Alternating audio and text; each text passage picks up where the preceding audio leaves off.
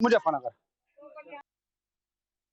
चुनाव आयोग की तारीखों का ऐलान होने के बाद से भारतीय जनता पार्टी अपनी तैयारियां शुरू कर दी हैं। लगातार हो रहा बैठक ये बयां कर रहे हैं कि भारतीय जनता पार्टी इस बार कोई चूक करने के मूड में नहीं है।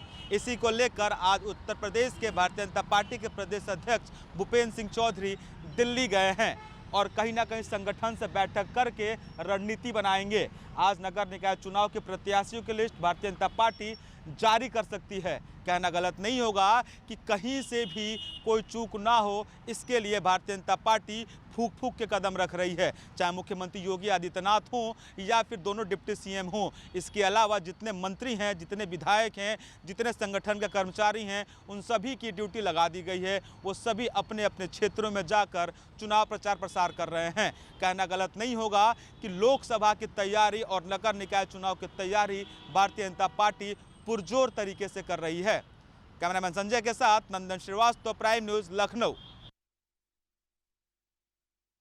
उत्तर प्रदेश के मुख्यमंत्री योगी आदित्यनाथ ने 2017 में शपथ ग्रहण की थी। शपथ ग्रहण करने के बाद मुख्यमंत्री योगी आदित्यनाथ ने बड़े अपराधियों को एक संदेश दिया था, या तो वो अपराध करना छोड़ दें या फिर उनकी जो जगह है वहाँ पहुँचाने का काम किया जाएगा। इसी क्रम में उत्तर प्रदेश पुलिस ने करीब 2017 से और 2023 तक करीब 181 एनकाउंटर किए, यानी कि 181 जो बड़े अपराधी हैं उनको मिट्टी में मिलाने का काम किया। 2017 की अगर बात की जाए तो 2017 में करीब 28 अपराधियों को उत्तर प्रदेश पुलिस ने मुठभेड़ में मार गिराने का काम किया। 2018 में करीब 41 अपराधियों को मुठभेड़ में मार गिराने का काम किया। 2019 की बात की जाए तो करीब 34 अपराधी, 2021 की बात की जाए तो करीब 26 अपराधी, 2022 में करीब 14 अपराधी और 2023 की बात की जाए तो 2023 में करीब 12 अपराधियों को मिट्टी में मिलाने का काम किया गया, जिसमें से अतीक अहमद के बेटे असद का भी मिट्टी में मिलाने का काम किया गया। हालांकि ये जरूर कहा जा सकता है कि उत्तर प्रदेश में मुख्यमंत्री योगी आदित्यनाथ के राज में अपराधियों पर लगाम लगाई गई है। लखनऊ से आशीष कुमार वर्मा, प्राइम न्यूज। उत्तर प्रदेश नगर निकाय चुनाव को लेकर चुनाव आयोग ने अपनी तैयारियां पूरी कर ली हैं। चुनाव में ड्यूटी करने से लापरवाही करने वाले चुनाव कर्मियों के लिए इस बार चुनाव आयोग सख्त कदम उठाएगा। कहीं ना कहीं जो चुनाव में ड्यूटी ना लगाने को लेकर जो सिफारिश करते हैं, जो ड्यूटी ना करने को लेकर पत्र भेजते हैं, बीमारी का बहाना बनाते हैं, उनकी इस बार खैर नहीं है। 18,000 कर्मियों की इस बार ड्यूटी लगाई गई है। कहीं ना कहीं इनका प्रशिक्षण 2 चरणों में किया जाएगा। एक प्रशिक्षण होगा 17 अप्रैल से 22 अप्रैल तक, वहीं दूसरा प्रशिक्षण होगा 28 अप्रैल से 1 मई तक।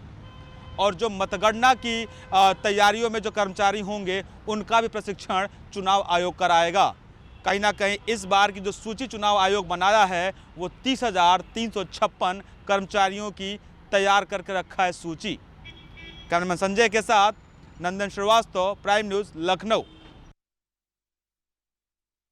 सोनभद्र के ओबरा पुलिस ने यूपी से बिहार तक फैले नाबालिग लड़कियों और अवैध असलहों के तस्करी का एक बड़े गठजोड़ का खुलासा किया है।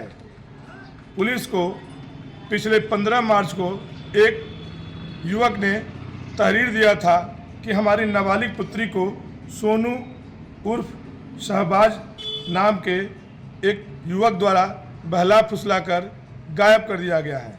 जब पुलिस इसकी छानबीन कर ही रही थी कि इसी बीच सोनभद्र के बाल समिति द्वारा पुलिस को सूचना मिली कि बिहार के छपरा से ओबरा थाना इलाके की 3 युवतियों को वहां के चाइल्ड लाइन द्वारा अपने कब्जे में लेकर सोनभद्र के बाल समिति से संपर्क साधा गया है। उस क्रम में जब पुलिस छानबीन की तो पता चला कि सोनू नाम का, जो रामपुर बरकुनिया थाना सोनभद्र के अंतर्गत ही आता है, युवक ने यहाँ पे ओबरा थाना क्षेत्र के खनन बेल्ट में अपना नाम बदलकर सोनू नाम बताकर कई युवतियों को बहला फुसलाकर, प्रेम जाल में फंसाकर और नौकरी का झांसा देकर बिहार ले जाके हृदय राम नाम के एक व्यक्ति को बेच देता था, जहाँ पे हृदय राम द्वारा किसी अन्य व्यक्ति को, लड़कियों को बेच दिया जाता था। इसी क्रम में जब छानबीन की गई तो सोनू को दिल्ली रेलवे स्टेशन के पास से गिरफ्तार किया गया और उसकी निशानदेही पर ओबरा थाना इलाके से ही बग्घा नाला के पास से हृदय राम को भी गिरफ्तार किया गया। दोनों के पास एक 315 बोर का अवैध तमंचा और कारतूस बरामद हुआ है, जिसपे जब इसके मामले के तह में गया तो जो तीनों बरामद लड़कियां थी, उन्होंने अपनी आपबीती बताई कि सोनू नाम का युवक हमसे संपर्क कर हमें ले जाकर बिहार में बेच दिया, जहां पे हृदय राम नाम का व्यक्ति हमें दूसरे को बेचने की कोशिश कर रहा था, जिससे हम किसी तरह से उनके चंगुल से निकलकर हम पुलिस के पास गए, जहां से पुलिस ने हम लोगों को बाल समिति में हैंडओवर कर दिया। उसके बाद जब वहां से छपरा बिहार के बाल समिति द्वारा सोनभद्र के बाल समिति से जब संपर्क साधा गया, तब इस तरह का मामला सामने आया। दोनों आरोपी बताए कि जब हम लड़कियों को हृदय राम को देते थे तो हृदय राम उसके बदले में अवैध तमंचा और कारतूस देता था। Manoj Kumar, prime news, Sonbhadra. उत्तर प्रदेश में योगी पुलिस लगातार भले ही बदमाशों का एनकाउंटर कर रही हो, एनकाउंटर के चलते बदमाश जो हैं वारदातों को अंजाम देते नजर आ रहे हैं। अगर मेरठ जिले की बात करते हैं तो मेरठ के जानी थाना क्षेत्र के एक गांव में 2.5 वर्षीय बच्ची का शव बरामद किया गया है। आपको बता दें कि एक दिन पहले बच्ची घर से लापता हुई थी और जिसका नाम आयत बताया जा रहा है। बच्ची का शव खेत में पड़ा मिला है रजवाहे के पास। वहीं मौके पर पहुंची पुलिस ने शव का पंचनामा कर पोस्टमार्टम के लिए भेज दिया है। वहीं जो बच्ची है उसके पिता ने थाने में तहरीर दी है और कार्रवाई की बात की जा रही है। उत्तर प्रदेश में लगातार गैंगस्टर हो या माफिया हो या कोई आम बदमाश हो, उनके लगातार एनकाउंटर और उन पर कार्रवाई की जा रही है, लेकिन मेरठ में हत्याओं का सिलसिला अभी भी जारी है। इस हफ्ते लगभग 6 हत्याएं हो चुकी हैं और उन 6 हत्याओं में लगातार पुलिस एनकाउंटर भी कर रही है, बदमाशों को पकड़े जेल भी भेज रही है, उनका खुलासा भी कर रही है, लेकिन ऐसी घटनाओं पर अंकुश लगाने में फेल होती नजर आ रही है।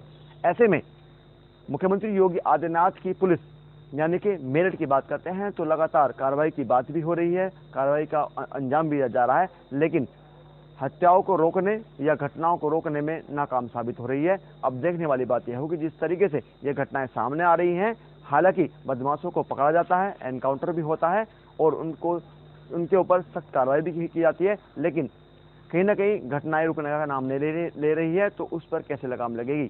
कैमरामैन वंश के साथ Salim Saifi, prime news, Meerut.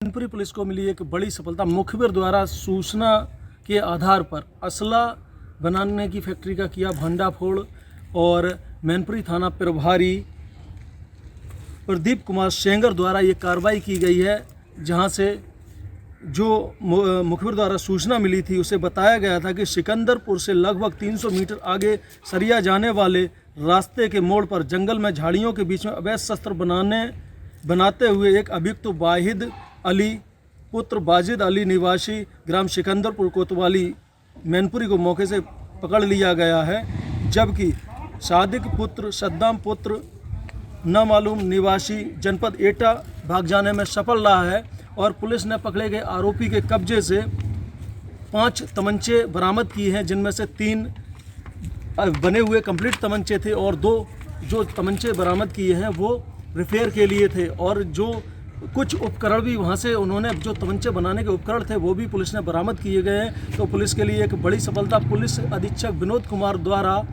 Press वार्ता के दौरान घटना के संबंध में पूरी जानकारी दी गई है कि निकाय चुनाव के आते ही जो ऐसे असला बनाने के जो अवैध तरीके जो अवैध असला बनाते ऐसे आरोपियों पर लगातार कार्रवाई की जा रही है। अगर कहीं भी इस तरीके कोई सूचना होती है तो पुलिस को अवगत कराए, जिससे पुलिस मौके पर उन लोगों को पकड़ सके और निकाय चुनाव शांतिपूर्वक कराने का जो मैनपुरी पुलिस का उद्देश्य है उसे पूरी तरीके से कराया जाए।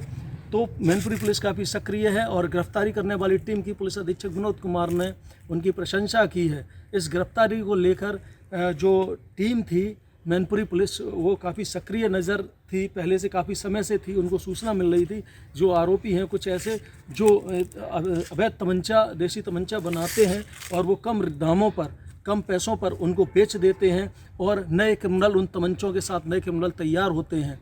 और क्राइम को ख़त्म करने के लिए असला फैक्ट्री का जो निर्मित असला फैक्ट्री ऐसी अवैध है जो उन पर लगातार कार्रवाई की जा रही। मैनपुरी जनपद में लगातार इस तरीके की कई बार खबर को प्रचारित किया देखा और मैनपुरी पुलिस द्वारा कार्रवाई की गई। जो अवैध असला फैक्ट्री थी उनका भंडाफोड़ किया, उन फैक्ट्री को ख़त्म किया गया था कि किसी जब असले ही अवैध नज़र नहीं आएंगे, उनकी फैक्ट्रियाँ ही ख़त्म कर दी जाएंगी तो क्रिमिनल जो है वही पनप नहीं पाएंगे और क्राइम का ग्राफ नीचे आता जाएगा। इस तरीके से मैनपुरी पुलिस काफ़ी सक्रिय है और विनोद कुमार पुलिस अधीक्षक के कड़े निर्देश दिए गए हैं कि लगातार पुलिस हर जनपद के जितने भी थाने काफ़ी सक्रिय रहें और निकाय चुनाव को शांतिपूर्वक कराने का उनका उद्देश्य है। मैनपुरी से कैमरामैन अजय शर्मा के साथ प्राइम न्यूज़ के लिए विकास तिवारी की रिपोर्ट।